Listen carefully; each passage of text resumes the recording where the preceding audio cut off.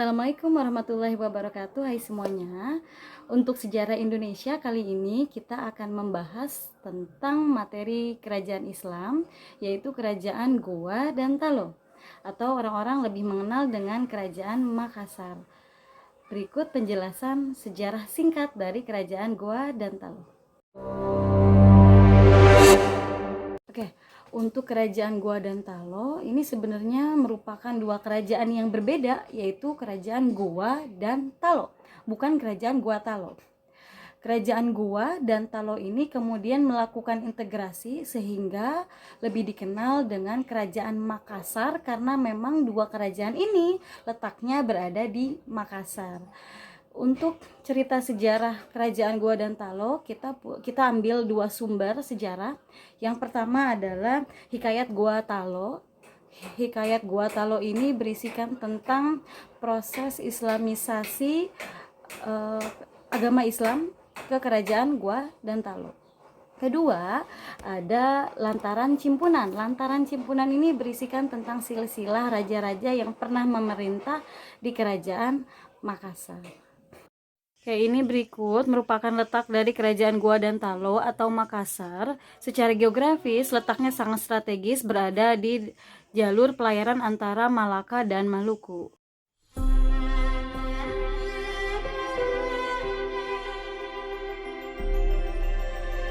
Selanjutnya kita bahas raja yang pernah memerintah di kerajaan Makassar. Yang pertama ada Raja Alauddin.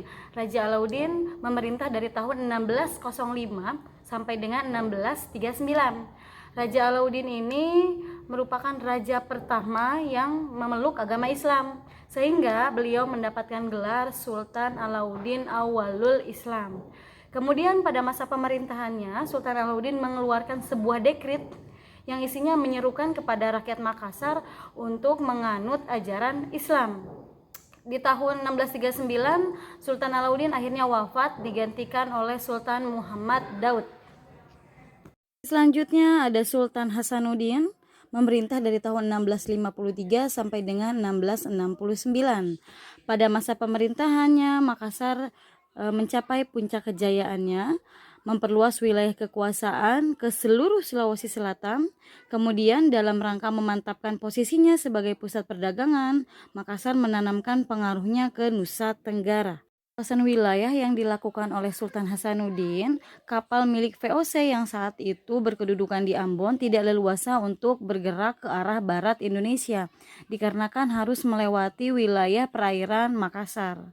Akhirnya VOC meminta untuk kesediaan Makassar memberikan hak monopoli kepada VOC, namun ditolak oleh Sultan Hasanuddin. Akibat penolakan tersebut, akhirnya VOC dan Makassar terjadi peperangan. Yang terjadi mengakibatkan kekalahan untuk Makassar dan VOC berhasil menguasai Makassar melalui Perjanjian Bongaya. Berikut isi dari Perjanjian Bongaya.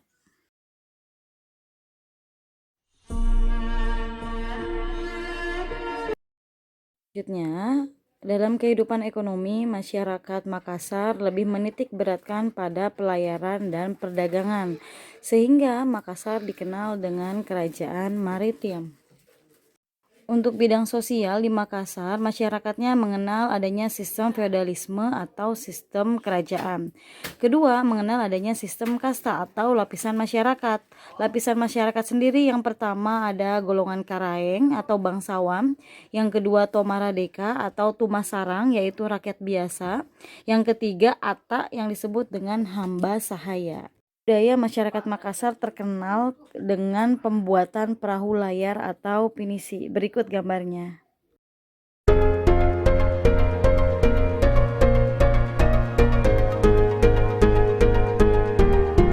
Karya sastranya ada Kitab Lontara. Dan berikut beberapa peninggalan dari kerajaan Makassar.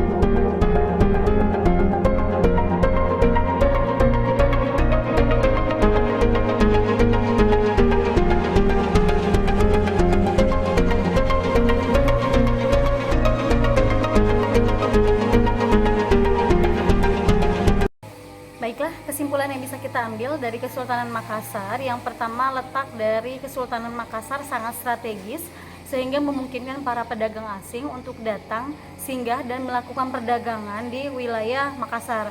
Kedua, Makassar dijadikan sebagai pusat perdagangan di wilayah Indonesia bagian timur.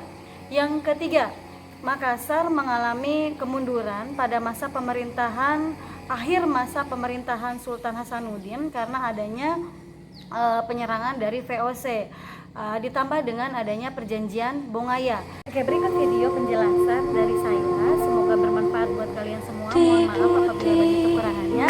Assalamualaikum warahmatullahi wabarakatuh.